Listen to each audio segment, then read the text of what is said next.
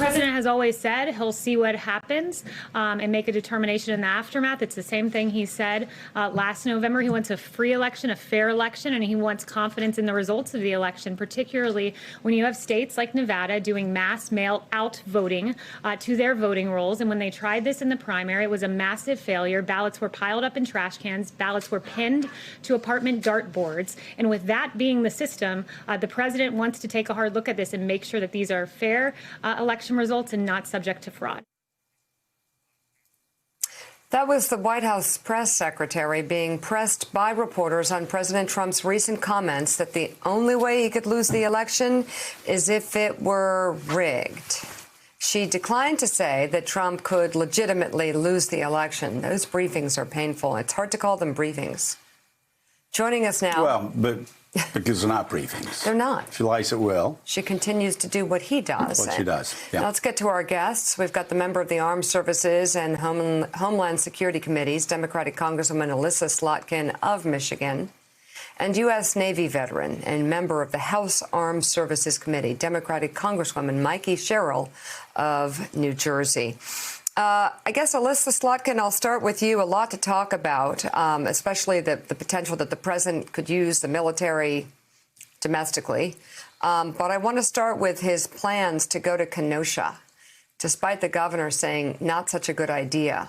What do you make of that? And do you think the president could make matters worse? Well, I mean, I think, listen, the measure of any leader is, do they unify people or divide people? Do they calm the waters or do they make the waters more troubled? And I think in this case, we hear from the governor himself that, these are the kinds of actions. His visit would make things more troubled. So I think the president should do the right thing, respect the local leaders. He's all, when it's in his favor, he's all about talking about local leaders. Let them make the determination of what's going to be troublesome for their community. And it sounds like his visit is a mistake by that measure. Congresswoman Sherrill, we hear concerns wherever we go. I'm sure you do, too, that if Donald Trump loses, he's somehow going to get the military to line up on his side and keep him in power by any means necessary. I'm deeply skeptical of that, especially given what General Milley said after the June the 1st debacle. You've gotten some reassurances, but are you still concerned? Well, that's exactly right, Joe. We asked several foundational questions about our military and our democracy of Secretary Esper and General Milley. I served in the Navy for almost 10 years, and you never take anything like this for granted, whether it's rules of engagement or flying in foreign airspace. You make sure everyone understands the rules. And I was very happy to see that General Milley replied to our questions and certainly gave us the answers that we anticipated he would.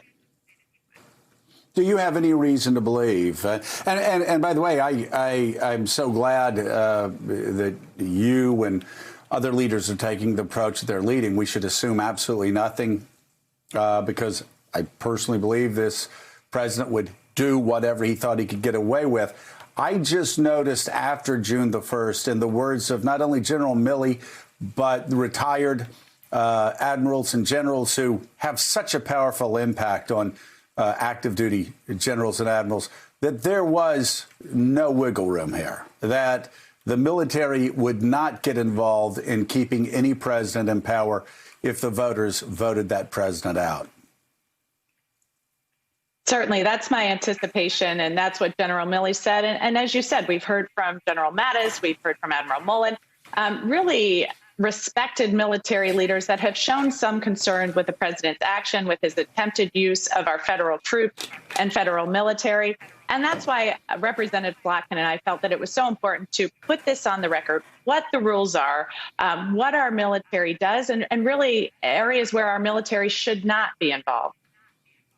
Jonathan Lemire is with us, and he has a question for Representative Slotkin. Jonathan.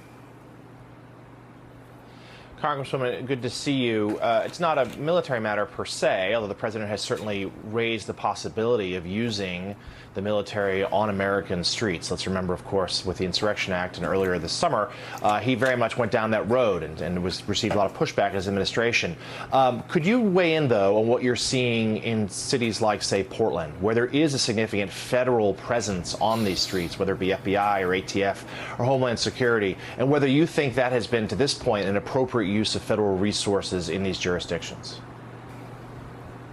Well, again, I'm a big believer in our federalist system, and local officials should be, consulted, and they should approve when you have federal troops come in. And I think we've seen the officials in Portland talk about how some of those federal troops have been unhelpful. I can't stand watching the violence every day on TV out of Portland. I abhor that violence, and I think there's lots of ways to protest without it coming to violence. But again, it's the responsibility of the administration to calm things down, and I don't think it looks like the federal troops have been helpful in that scenario. If we see it continuing right now, the violence there every single day. So I think it's just going to be very important that we hold the president and the administration to these standards, these very American standards, that the bar for putting in federal troops should be very, very high, and it should be in coordination with local officials. I have every Democratic leader that I've had on this show, civil rights leader I've had on this show, I've asked the same question. I will ask the same question of both of you really quickly before moving on, because you brought it up, Representative Slotkin. Representative Slotkin, while supporting the marches, do you denounce in the harshest of terms any violence, any looting, any illegal activity that takes place in any of these marches, be it in Seattle, Portland, Kenosha, Chicago, or any other city in America? Categorically. If you destroy property, it's a felony. If you perpetrate violence, you should be held accountable for that. Regardless of whose side you're on, regardless of what you think of the protesters, violence should not be tolerated and should be treated with law enforcement accordingly. Thanks for checking out MSNBC on YouTube, and make sure you subscribe to stay up to date on the day's biggest stories. And you can click on any of the videos around us to watch more from Morning Joe and MSNBC. Thanks so much for watching.